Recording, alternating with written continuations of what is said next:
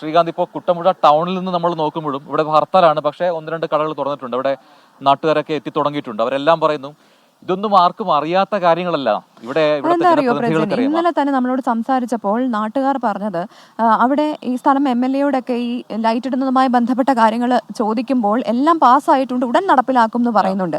പക്ഷെ ഇത് എന്താണ് ഇതിന് താമസം എന്ന് പറയുമ്പോൾ വില്ലേജിലേക്ക് അതിനുള്ള കൂടുതൽ എന്താ എന്താ കാര്യങ്ങൾ എത്തേണ്ടതുണ്ട്, അല്ലെങ്കിൽ എഴുത്തുകുത്തുകളുണ്ട്, ഇങ്ങനത്തെ കാര്യങ്ങളാണ് അവർ പറയുന്നതെന്നാണ് പറയുന്നത്. സാങ്കേതികത്വം. അപ്പൊ ഇതിനും മാത്രം എന്ത് സാങ്കേതികത്വമാണെന്നാണ് ഇന്നലെ നമ്മളോട് സംസാരിച്ച ഒരു നാട്ടുകാരൻ ചോദിച്ചത്. ശരിയല്ലേ പ്രജൻ? അതെന്താണ് ഇത്രയധികം ജനങ്ങൾ ബുദ്ധിമുട്ട് നേരിടുന്ന ഒരു സ്ഥലം, പ്രത്യേകിച്ച് ഇരു സൈഡിലായിട്ട് വനമാണ്. അപ്പോൾ അവിടെ ജീവിക്കുന്ന ജനങ്ങൾക്ക് ലൈറ്റ് ഇടാൻ പോലും പറ്റുന്നില്ല, അല്ലെങ്കിൽ ലൈറ്റ് കൊടുക്കാൻ പോലും ഈ ജനപ്രതിനിധികൾക്ക് പറ്റുന്നില്ല, അല്ലെങ്കിൽ സർക്കാരിന് പറ്റുന്നില്ല എന്നുള്ളത് എന്തുകൊണ്ടാണെന്നുള്ളൊരു വളരെ പ്രസക്തമായ ചോദ്യമല്ലേ? അതെ ശ്രീകാന്ത്, അത് തന്നെയാണ്. അപ്പോൾ ഇപ്പോൾ ഇവിടുന്ന് പറയുന്നത് ഈ ടൗണിന് തൊട്ടപ്പുറത്തൊരു പുഴയുണ്ട്. ആ പുഴ ഒഴുകുന്ന സമയത്ത് അല്ലെങ്കിൽ ആ പുഴയോട് ചേർന്ന് ആനകൾ ഇറങ്ങിയതാറുണ്ട്, മ്ലാവുകൾ, അതായത് വന്യജീവികളുടെ നിർബാധം ഇങ്ങോട്ട് വരുന്നു. ടൗണിലേക്ക് എത്തുന്നില്ലെങ്കിൽ പോലും ഇപ്പുറത്തും അപ്പുറത്തൊക്കെ ആനകൾ ഇറങ്ങുന്നു എന്ന് പറയുമ്പോൾ ഇത് കഴിഞ്ഞ കുറേ കാലങ്ങളായി ഉള്ള സംഭവമാണ്. എന്നിട്ടും അധികൃതർ നടപടി എടുക്കുന്നില്ല.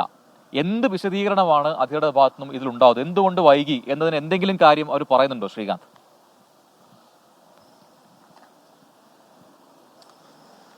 പ്രവിത, ഞാനിപ്പോൾ നിൽക്കുന്നത് ഇന്നലെ ആ അപകടം നടന്ന, ആ ദുരന്തം നടന്ന, നമ്മളെ പിടിച്ചുകുലുക്കിയ ആ ദുരന്തം നടന്ന ആ സ്ഥലത്താണ് നിൽക്കുന്നത്. ദേ ഇവിടെയാണ് എൽദോസ് ആനയുടെ ചവിട്ടേറ്റ് മരിച്ചു കിടന്ന ആ സ്ഥലം ദേ ഈ കാണുന്നതാണ്.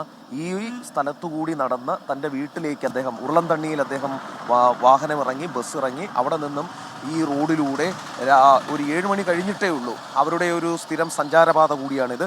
ഇതുവഴി നടന്നു പോകുമ്പോൾ ദേ ഇവിടെ വെച്ചിട്ടാണ് ആ എൽദോസിന് നേരെ കാട്ടാനയുടെ ആക്രമണം ഉണ്ടാകുന്നത്. കാട്ടാന എൽദോസിനെ ചവിട്ടിക്കൊല്ലുന്നത്. ഈ സ്ഥലത്താണ് എൽദോസിന്റെ മൃതദേഹം നാട്ടുകാർ കണ്ടെത്തിയത്.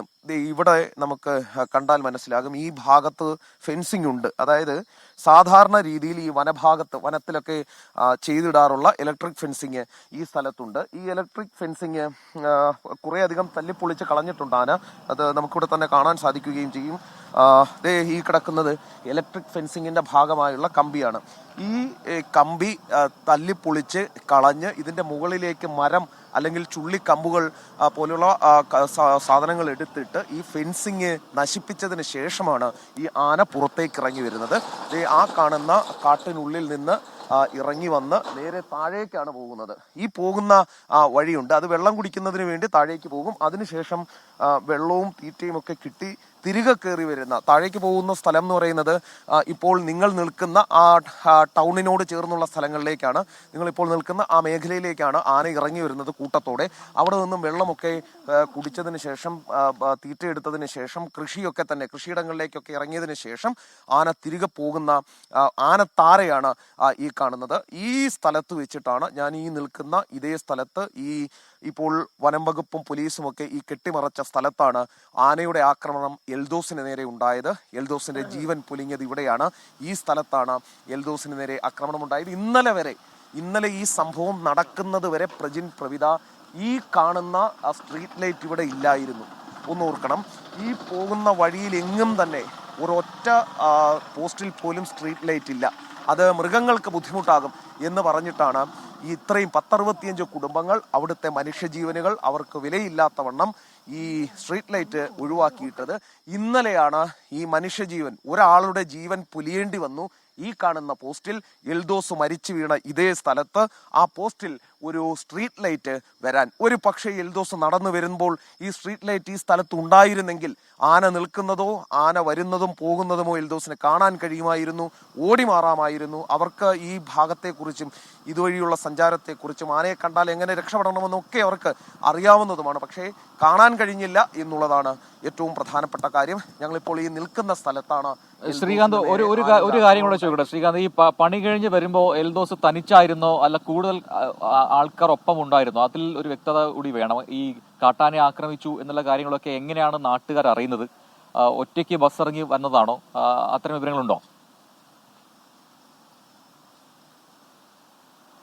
ഒറ്റയ്ക്ക് ബസ്സിറങ്ങിയാണ് എൽദോസ് വന്നത് എന്നുള്ളതാണ് നമുക്ക് കിട്ടുന്ന വിവരം. ഇന്നലെ അദ്ദേഹത്തിന്റെ ഒപ്പം ആളുണ്ടായിരുന്നില്ല എന്നുള്ളതാണ്.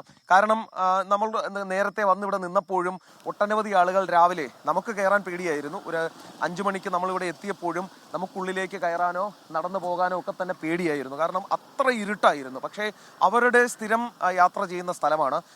ഇന്ന് രാവിലെയും ജോലിക്ക് പോകുന്ന ആളുകളൊക്കെ തന്നെ ഇതുവഴി ഇറങ്ങിപ്പോകുന്നത് നമ്മൾ കണ്ടതാണ്. അതേപോലെ തന്നെ 7 മണിക്ക് ഉരുളൻതണ്ണിയിൽ ഇറങ്ങി എൽദോസും അതുപോലെ തന്നെ പോവുകയാണ് ഉണ്ടായത്. പക്ഷേ അതിനിടയിലാണ് എൽദോസിന് നേരെ ആനയുടെ ആക്രമണം ഉണ്ടാകുന്നത്. ഒപ്പം ആളുണ്ടായിരുന്നില്ല എന്നുള്ളതാണ് നമുക്ക് കിട്ടുന്ന വിവരം.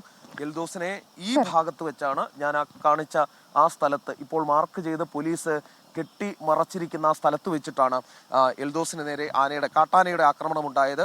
പ്രജിന, അതിൽ ഓരോ വീഴ്ചയും നമുക്ക് ചൂണ്ടിക്കാണിക്കാൻ സാധിക്കും. കമ്പി ആന തകർത്ത് വന്ന ആ സ്ഥലം വേണമെങ്കിൽ നമുക്ക് ഒന്നുകൂടി കാണാം. ഇതിലെയാണ് ആന ഈ ഫെൻസിംഗ് ഒക്കെ അടിച്ച് ശരി ശ്രീകാന്ത്, അവിടെ തുടരുക.